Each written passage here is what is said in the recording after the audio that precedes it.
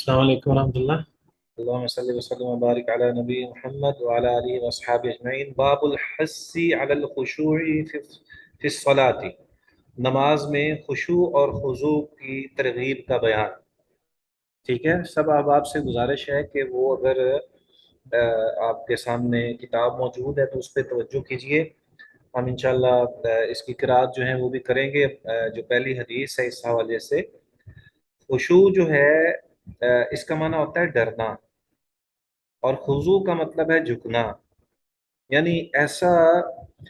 انسان جو ہے وہ اپنی ذات میں اس انداز سے نماز ادا کرے کہ جس میں وہ تعمیل کے ساتھ فرما برداری کرنے والا ہو، تعمیل کے اندر جو ہے وہ اپنے آپ کو جھکانے والا ہو، اور خشوع یعنی انسان اللہ کے سامنے اس حالت میں اس انداز سے جھکے کہ وہ ڈر بھی رہا ہو۔ تو نماز کے دوران یہ بھی ایک فریضہ ہے ایک قسم کا، کہ جیسے سترے کے لیے ضروری ہے کہ نمازی کے لیے سترہ جو ہے وہ ضروری ہے، اسی طرح نماز کے اندر خشوع اور خضوع بھی ضروری ہے۔ یہ بہت ہی اہم مسئلہ ہے کہ خشوع اور خضوع جو ہے یہ دراصل دور حاضر میں جو ہے یہ اس کا اہتمام نہیں کیا جاتا۔ ہمارے جو سلف صالحین تھے وہ بہت ہی زیادہ اس کا اہتمام کیا کرتے تھے، اور انسان جو ہے وہ صحیح طور پر ایکٹیو ہو کر نماز ادا کرتے تھے۔ قرآن مجید میں بھی اس حوالے سے تذکرہ ہے کہ جب تم کھڑے ہو تو سستی کے ساتھ کھڑے نہ ہو۔ ٹھیک ہے، قرآن مجید کا یہ فیصلہ ہے، اللہ تعالیٰ کا حکم ہے کہ جب تم نماز کے لیے کھڑے ہوتے ہو تو سست ہو کر نہ کھڑے ہو۔ یعنی انسان کو اپنے اندر وہ خشیت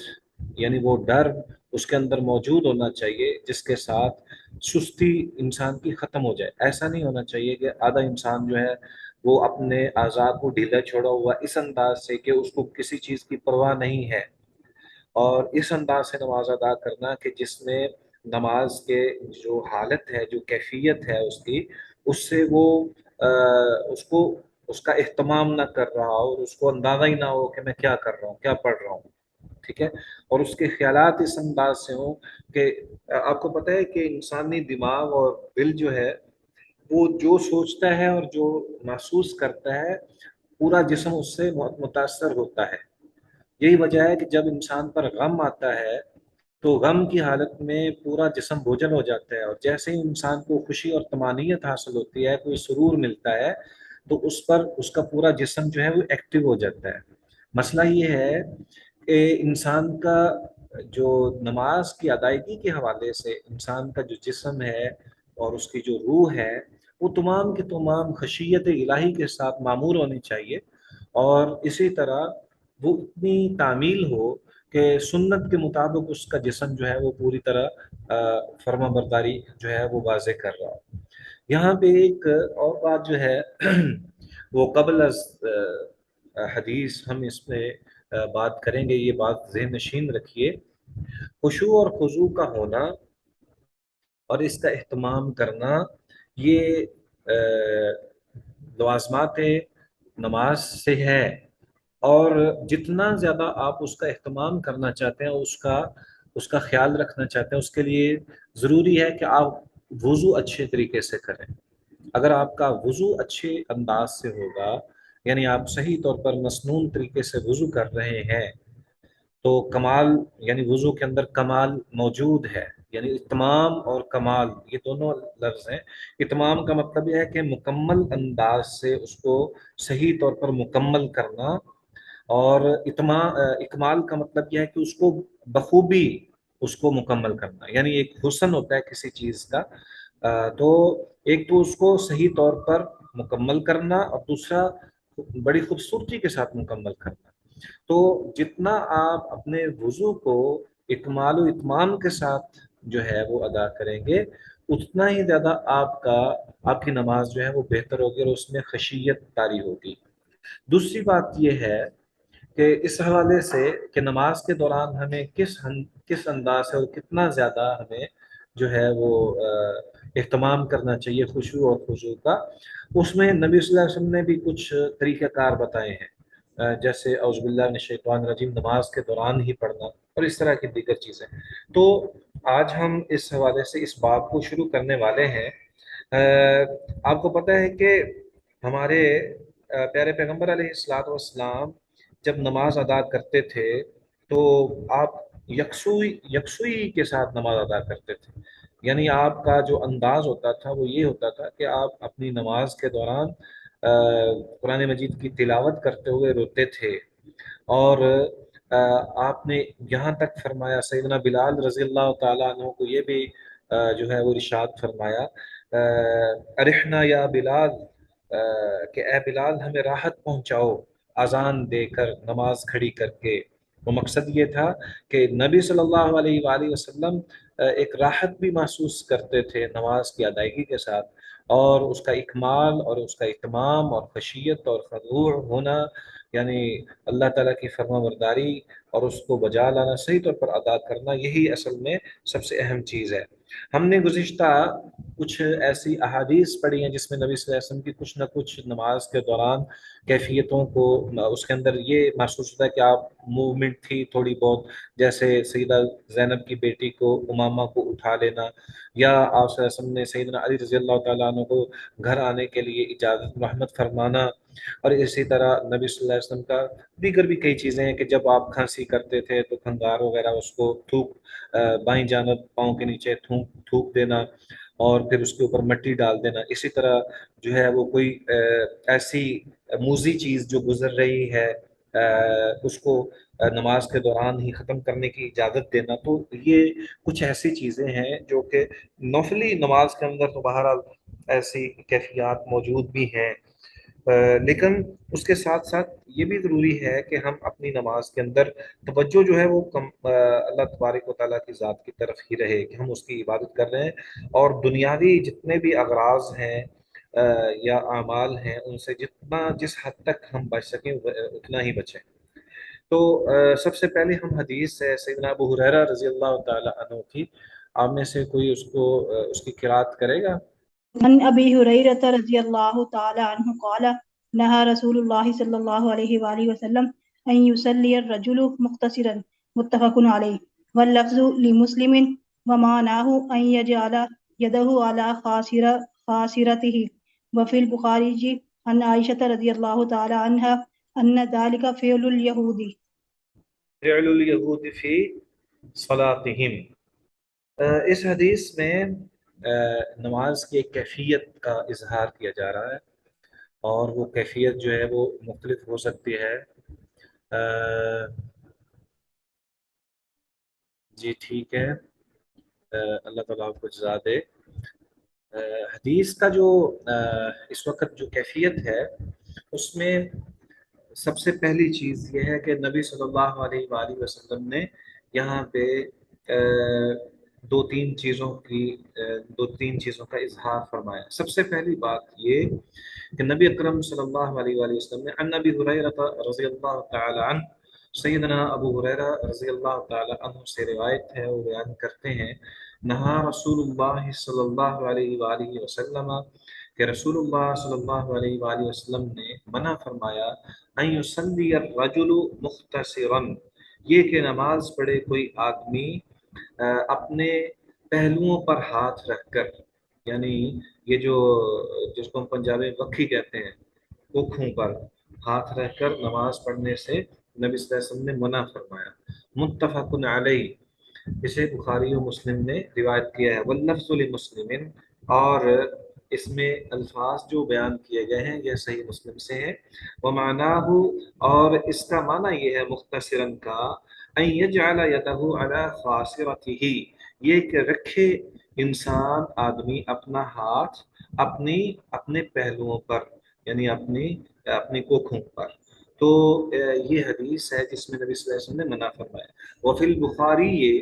صحیح بخاری میں چونکہ یہی روایت موجود ہے، لیکن اس میں سیدہ عائشہ رضی اللہ تعالی عنہ سے روایت ہے، عن عائشہ رضی اللہ تعالی عنہ ان ذلك فعل اليهود في صلاتهم، کہ بلا شبہ یہ عمل یہود کا ہے کہ وہ اپنی نماز کی ادائیگی میں اپنی کوکھوں پر ہاتھ رکھتے ہیں۔ ٹھیک ہے، تو اس کا مطلب یہ ہے کہ پہلی بات تو یہ کہ جیسے ہم نے پہلے بھی اس بات کا ذکر کیا ہوا ہے کہ نبی اکرم صلی اللہ علیہ وآلہ وسلم نے یہود و نصارہ سے موافقت کرنے کی ممانعت فرمائی ہے کہ آپ صلی اللہ علیہ وسلم اس چیز کو ناپسند فرمایا کرتے تھے کہ کوئی چیز جو ہے وہ یہود و نصارہ کی موافقت میں ہو. تو اسی طرح آپ صلی اللہ علیہ وسلم نے یہاں نماز کے دوران بھی اس بات کی طرف اشارہ فرمایا ہے کہ نبی اکرم صلی اللہ علیہ وآلہ وسلم نے یہ فرمایا ہے کہ یہود و نصارہ یہ کام کرتے ہیں، اس لیے ہمیں یہ کام نہیں کرنا، ہمارے لیے یہ بات درست نہیں ہے، فعل درست نہیں ہے کہ ہم نماز کے دوران ایسا کام کریں. تو بہرحال اس چیز سے بچنا ضروری ہے. نبی اکرم صلی اللہ علیہ وآلہ وسلم نے ممانت کے ساتھ جو وجہ بیان کی ہے، یہ اگر یہ وجہ نہ بھی بیان کی جاتی تو تب بھی اس بات کی طرف یہی کافی تھا کہ نبی صلی اللہ علیہ وآلہ وسلم نے ارشاد فرمایا ہے اور منع کیا ہے کہ آپ اپنی پوکھوں پر، اپنی پہلوؤں پر اپنے ہاتھ رکھ کے نماز نہ پڑھو. اچھا، اس میں ایک اور چیز بھی ہے، اس میں ایک اور چیز بھی ہے، اور وہ یہ ہے کہ نبی اکرم صلی اللہ علیہ وآلہ وسلم نے جس چیز سے منع فرمایا ہے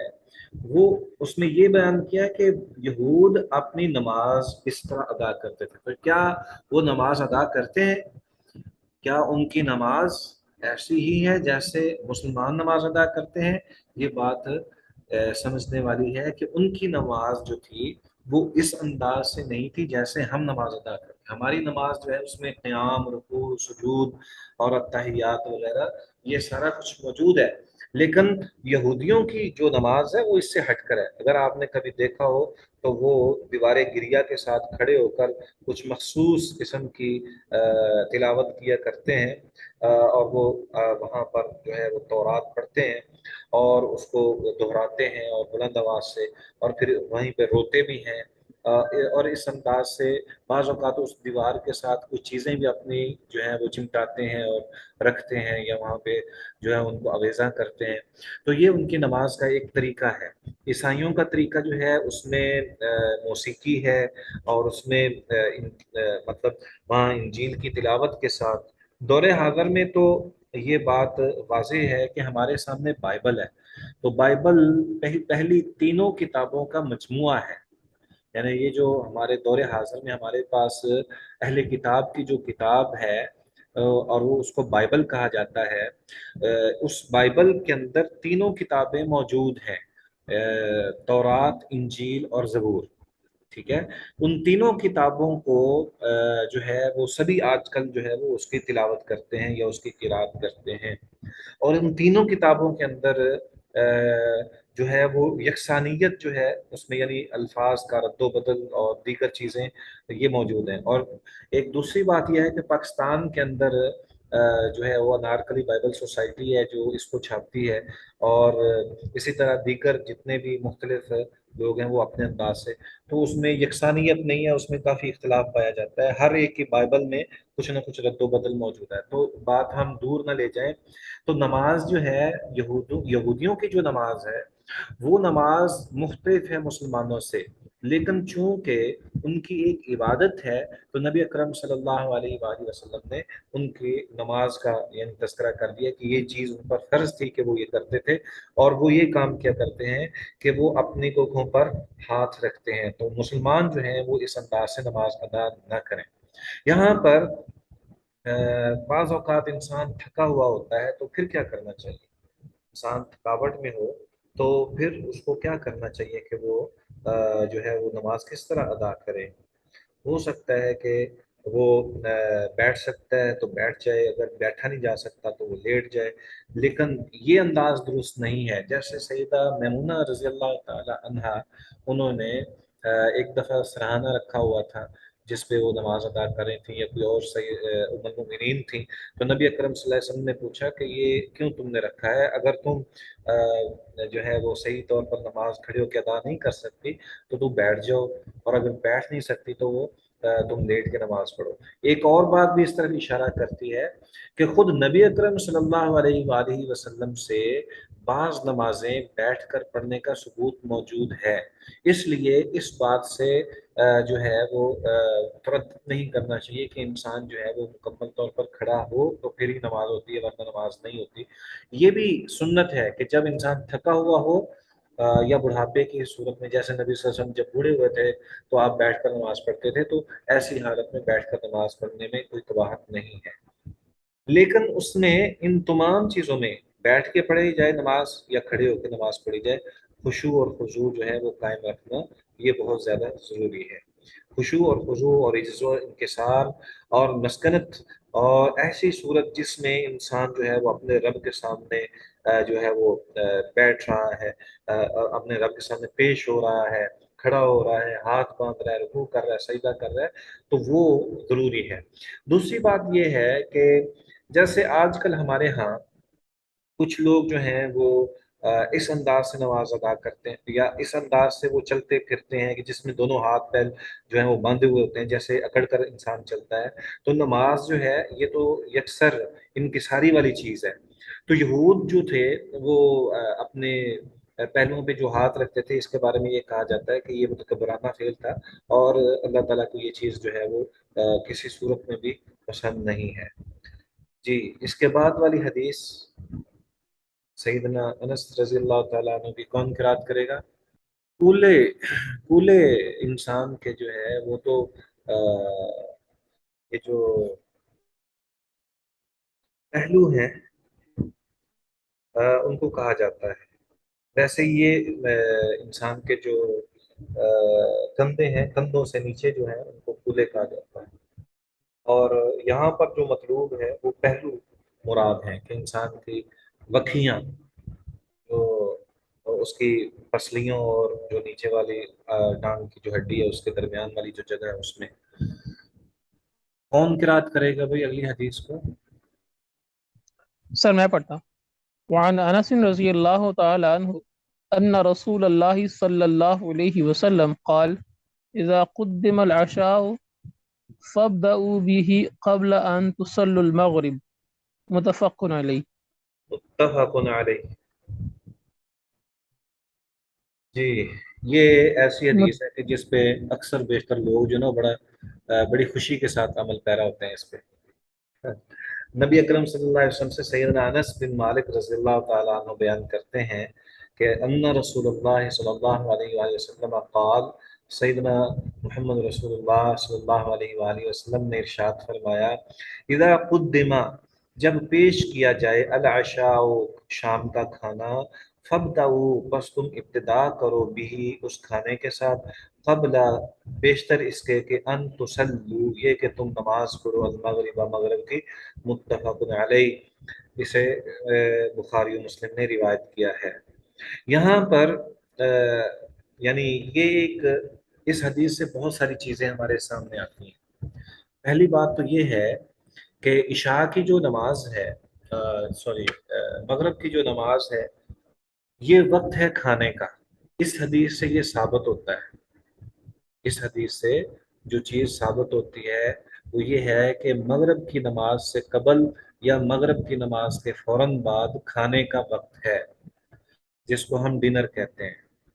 تو یہ کھانا کھانا، مسنون عمل یہ ہے کہ اس وقت کھانا کھایا جائے۔ دوسری بات یہ ہے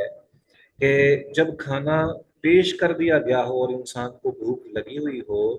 تو پھر اس کو ایک طرف اذان اور نماز کا وقت ہو گیا ہے تو اس کو پہلے کھانا کھا لینا چاہیے، چہ جائے کہ وہ نماز کے دوران یہ کھانے کی طرف متوجہ رہے۔ تو اس لیے اس کو یہ کوشش کرنی چاہیے کہ وہ پہلے کھانا کھا لے اور پھر نماز ادا کرے۔ تو نبی اکرم صلی اللہ علیہ وآلہ وسلم کا بھی یہی فرمان ہے۔ اس کی وجہ یہ ہے، جس وجہ سے یہ حدیث اس باب کے اندر، اس باب کے ذیل میں بیان کی گئی ہے، اس میں اس بات کی طرف اشارہ ہے کہ نبی اکرم صلی اللہ علیہ وآلہ وسلم خشوع اور خضوع کا اہتمام کروانا چاہتے ہیں اور خود بھی اس کا اہتمام فرمایا کرتے تھے۔ تو نبی اکرم صلی اللہ علیہ وآلہ وسلم نے اس لیے اس کی طرف اشارہ فرمایا ہے تاکہ کوئی شخص ایسا نہ ہو کہ وہ نماز کے لیے بھاگم بھاگ آئے اور اس کو کھانے پینے کی جلدی ہو اور کھانا بھی ٹھنڈا ہو رہا ہو یا کھانا جو ہے وہ حاضر ہو اور وہ جو ہے اس کا دھیان، توجہ جو ہے وہ کھانے کی طرف ہو۔ تو اس لیے اس کا خیال رکھنا ضروری ہے۔ دوسری بات یہ ہے اگر آپ نے کبھی نوٹ کیا ہو تو وقت افطار جو ہے وہ مغرب سے پہلے ہے۔ آپ علیہ الصلوۃ والسلام کا کھانے پینے کا وقت بھی یہی ہے اور افطاری کا وقت بھی یہی ہے۔ تو اگر افطاری کر رہا ہے انسان اور اس کے سامنے کھانا پینے کی اشیاء پڑی ہوئی ہیں تو نماز جو ہے اس کی بجائے پہلے اس کو افطاری آرام سے کر لینی چاہیے اور بعد میں کھانا کھانا چاہیے۔ یہاں ایک اور چیز جو ہے وہ ہمارے سامنے آتی ہے اور وہ یہ ہے کہ نبی اکرم صلی اللہ علیہ وآلہ وسلم کی اپنی ذات مبارک اس حوالے سے کیا کہتے ہیں، کیا آپ کی اپنی سیرت کیا ہے؟ کیا آپ نے کبھی مغرب کی نماز کو مؤخر کیا ہے کہ پہلے کھانا آ گیا تو کھانا کھایا جائے؟ اس حوالے سے مجموعہ حدیث کے ذیل میں ہمیں کوئی ایسی حدیث روایت وغیرہ نہیں ملتی جس سے یہ محسوس ہوتا ہو کہ جو ہے پہلے جو ہے وہ نبی اکرم صلی اللہ علیہ وآلہ وسلم نے نماز جو ہے اس کو چھوڑ دیا ہو اور آپ صلی اللہ علیہ وسلم نے کھانے کی طرف زیادہ توجہ رکھی ہو۔ تو اس لیے اس بات کو سمجھنے کی ضرورت ہے۔ تو شرعی اعتبار سے بہرحال حکم یہی ہے ہمیں کہ اگر کھانا موجود ہو تو پہلے وہ کھایا جائے اور پھر نماز ادا کی جائے۔ وجہ یہ ہے کہ اس میں کہیں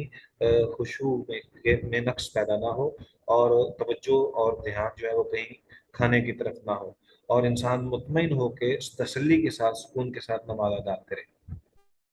اس میں ایک اور پہلو بھی سامنے آتا ہے۔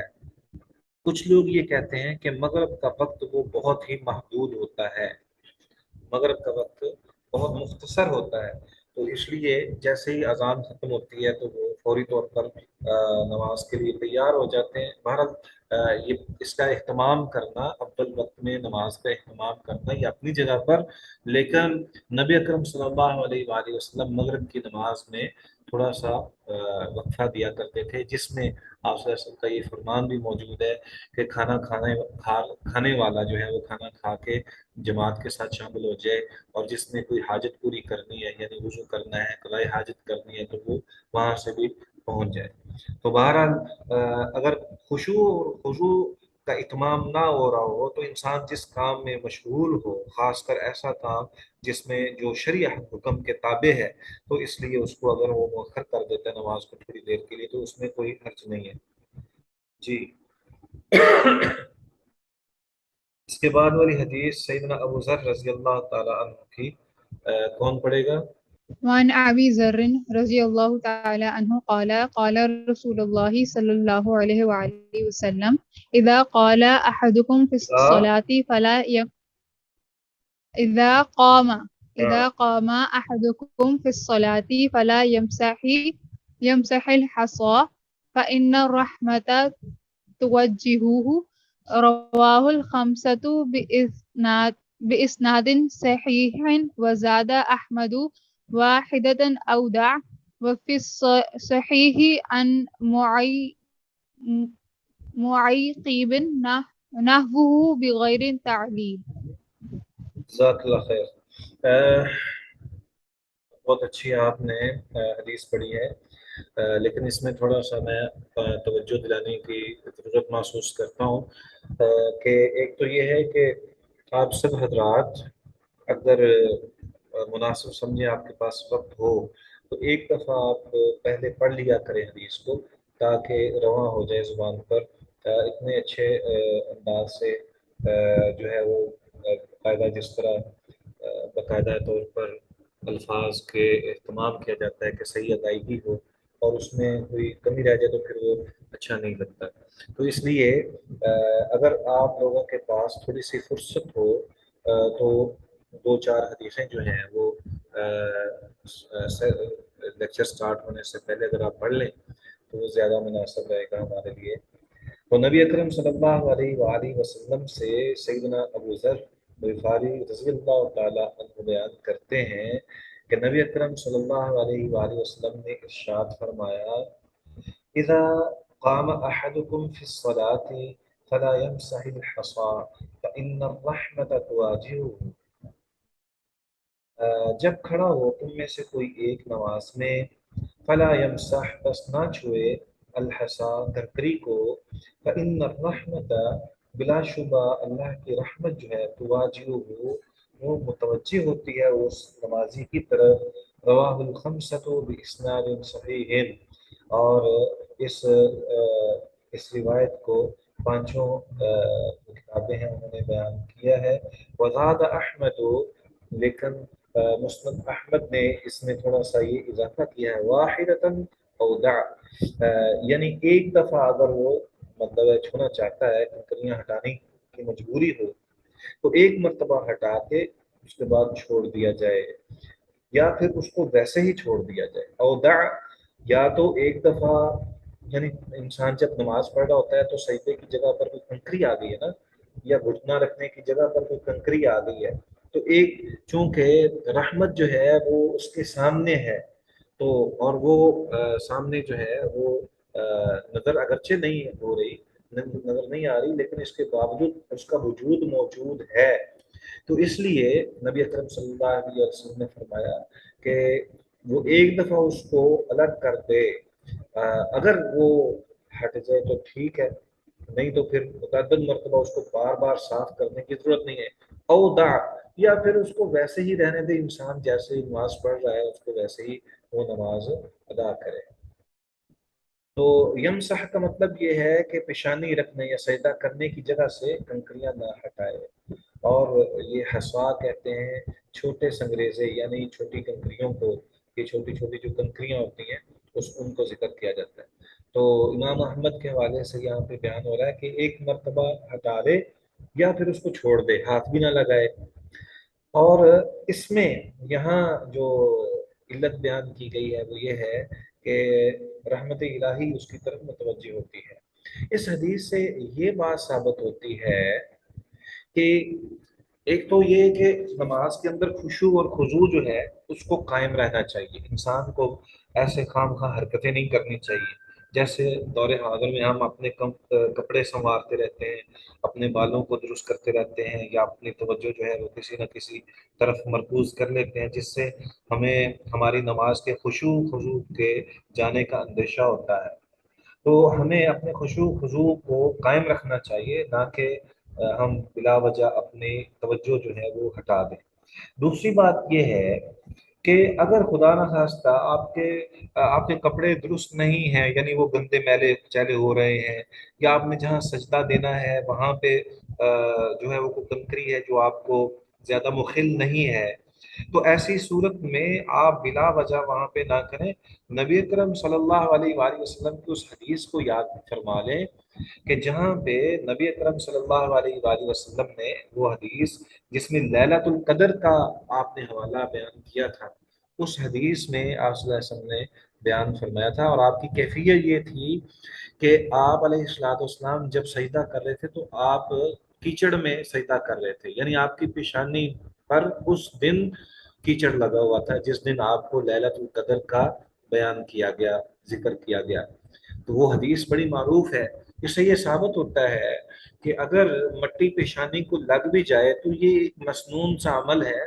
اور اس میں کوئی تردد کرنے کی ضرورت نہیں ہے، اور بلا وجہ انسان جو ہے وہ یکسر طور پر بس اپنی مشغولیت جو ہے اس سے اجتناب کرنا چاہیے. تو نبی اکرم صلی اللہ علیہ وآلہ وسلم نے اس موقع پر اپنی پیشانی کو صاف نہیں کیا، یا یوں کہہ لیں کہ کیچڑ کو پہلے صاف کر کے نماز ادا نہیں کی. اسی طرح اگر پیشانی کو کوئی چیز لگ بھی جاتی ہے تو پھر بھی اس کو پیشانی کو صاف کرتے رہنا، ایک تو یہ ہے کہ وہ جگہ صاف کی جائے، اور دوسرا یہ ہے کہ پیشانی ہی صاف کی جائے، تو یہ دونوں چیزیں جو ہیں وہ درست نہیں ہیں. ٹھیک ہے جی. اس سے خشوع اور خضوع میں کمی پیش آتی ہے، اور دوسرا یہ ہے کہ اللہ کی رحمت جو ہے وہ چونکہ سامنے ہوتی ہے انسان کی، جہاں اس نے سجدہ کرنا ہے تو اس کے چلے جانے کا اندیشہ ہوتا ہے. جی اس کے بعد سیدہ عائشہ رضی اللہ تعالیٰ عنہ کی روایت کون پڑھے گا؟ وان عائشہ سألت رسول الله صلى الله عليه وآله وسلم عن الالتفات في الصلاة فقال هو اختلاس يختلسه الشيطان من صلاة العبد. اس کو دوبارہ ایک دفعہ یاد کیجیے اسی روایت کو. وعن عائشة رضی اللہ تعالی عنہ قالت سألت رسول الله صلى الله عليه وآله وسلم عن الالتفات في الصلاة فقال هو اختلاس يختلسه الشيطان من صلاة العبد رواه البخاري وللترمذي إياك والالتفات في الصلاة فإنه هلكة فإن كان لا بد ففي التطوع. جزاک اللہ خیر. گزارش یہ ہے، مجھے محسوس ہوا ہے کہ میں نے جب یہ کہا ہے کہ آپ ایک دفعہ پہلے پڑھ دیا کریں تو ذرا اچھا ہو جاتا ہے، تو شاید اس چیز کو سامنے رکھتے ہوئے آپ نے پڑھنا مناسب نہیں سمجھا. کسی نے بھی اس بات کی طرف رضامندی کا اظہار نہیں کیا کہ چلیں ہم پڑھ لیتے ہیں اور پھر اس میں سبقت لے جایا کریں. کوئی حرج نہیں ہے، غلطی ہوتی ہی رہتی ہے انسان سے، اور میں بھی اس میں ہی شامل ہوں. مجھ سے بھی غلطی ہو سکتی ہے، یہ امکانیات موجود ہوتی ہیں کہ ہر انسان سے غلطی ہو، اور انسان غلطیوں سے ہی سیکھتا ہے. میں بھی سیکھتا ہوں، آپ بھی اس سے پریشان نہ ہوا کریں. چلیں، سیدہ عائشہ رضی اللہ تعالی عنہا سے روایت ہے، قالت، وہ بیان فرماتی ہیں، سألتو رسول اللہ صلی اللہ علیہ وآلہ وسلم، میں نے پوچھا رسول اللہ صلی اللہ علیہ وآلہ وسلم سے، عن الالتفات فی الصلاۃ، نماز کے دوران ادھر ادھر دیکھنے کے بارے میں. فقالا، تو آپ صلی اللہ علیہ وسلم نے ارشاد فرمایا، ہوا اختلاس یختلسہ الشیطان من صلاۃ العبد، یہ تو ایک چھینا جھپٹی ہے جو شیطان بندے کی نماز سے چھینتا ہے. ٹھیک ہے، حصہ جو ہے وہ چھین لیتا ہے. رواہ البخاری، اس کو امام بخاری نے بیان کیا ہے. ولی ترمذی، اور ترمذی کے اندر موجود ہے، وصححہ، اور اس نے اس کو صحیح کہا ہے. وہ کیا ہے؟ ایاکا، بچ جائیے آپ، والالتفات، نماز میں، فی الصلاۃ، اور دیکھنے ادھر ادھر التفات کرنے میں نماز میں. فإنہ ہلکۃ، بلا شبہ نظر کا ادھر ادھر دوڑانا یہ ہلاکت ہے. یعنی نماز کی ہم حدیث پڑھ رہے تھے، اس کا ترجمہ کر رہے تھے. سیدہ عائشہ رضی اللہ تعالی عنہا کی روایت کے حوالے سے وہ بیان کرتی ہیں، سألتو، میں نے پوچھا، رسول اللہ صلی اللہ علیہ وآلہ وسلم، رسول اللہ صلی اللہ علیہ وآلہ وسلم سے، عن الالتفات، التفات یعنی ادھر ادھر دیکھنے کے بارے میں، فی الصلاۃ، نماز میں. فقالا، تو آپ علیہ الصلوۃ والسلام نے ارشاد فرمایا، هو اختلاس یختلسہ الشیطان من صلاۃ العبد، یہ چھیننا ہے جو کہ شیطان چھینتا ہے بندے کی نماز سے، یعنی اس کا حصہ. ولی ترمذی، یہ اور سنن ترمذی کے اندر، جامع ترمذی کے اندر یہ الفاظ ہیں، وصححہ، اور انہوں نے یعنی امام ترمذی نے اس کو صحیح کہا ہے، ایاکا، بچ جائیں آپ، والالتفات، نبی صلی اللہ علیہ وسلم نے یہ فرمایا کہ بچ جاؤ اور ادھر ادھر دیکھنے سے، فی الصلاۃ، نماز میں. فإنہ ہلکۃ، بلا شبہ یہ ہلاکت ہے. فإن کان لا بد، اگر یہ ہو بہت ہی ضروری، ففی التطوعی، تو نفلی نماز میں یہ ادھر ادھر ممکن ہے کہ دیکھنے کی مجبوری ہو تو دیکھا جا سکتا ہے، وگرنہ نہیں. ٹھیک ہے جی. اس حدیث سے یہ ثابت ہوتا ہے کہ نماز کے اندر انسان کا خشوع خضوع بہت ضروری ہے، اور جو شخص دوران نماز ادھر ادھر دیکھتا ہے، دراصل وہ اپنے اجر کو کم کر رہا ہوتا ہے، اور شیطان جو ہے وہ اس کے اجر کو خواہ مخواہ جو ہے وہ اس سے حاصل کر لیتا ہے، یعنی اس کو نقصان پہنچاتا ہے، اور